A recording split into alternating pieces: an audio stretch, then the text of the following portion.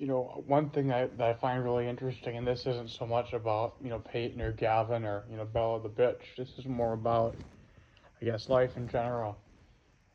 One thing that I really find interesting is, when people have phobias, I'm not talking about, homophobia or racism. I'm talking about fear of spiders, fear of heights, fear of, certain things. Are just really weird fears that people possess from a really young age, oftentimes even before they can have memories.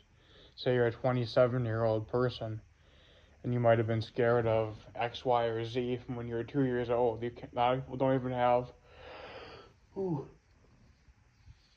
your intact memories from when they were 2 or 3 years old. A lot of times when you're 7 or 8, you lose a lot of the memories from before that time. I've got about 4 or 5 intact memories from before I was, 2 years old. From the house in Northeast Minneapolis. It's very rare, but it happens.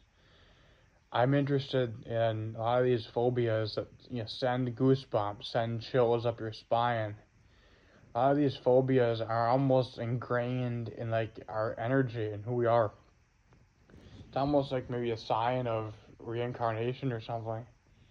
For me, I've got one of the weirdest ones ever. Burdock, that big leaf plant that is almost like a jungle leaf that shouldn't technically be in Minnesota. I mean, when you think of a jungle type leaf, you think of South America, Costa Rica, the Bahamas perhaps. Leaves that are huge, they're tropical, that you could rest your head on or sit on it, how big it is. Burdock is a plant in Minnesota that's an invasive species technically, but it's invasive going back to the 1700s. But it's something that sends chills up my spine. I don't like getting close to it. I don't like touching it. I don't like being near it. Whenever there's a trail that's really, really narrow and there's a bunch of big leaf burdock and burrs on it, I don't like it. It's one thing that turns me into a little girl for some reason. Just like everybody has a certain really weird fear.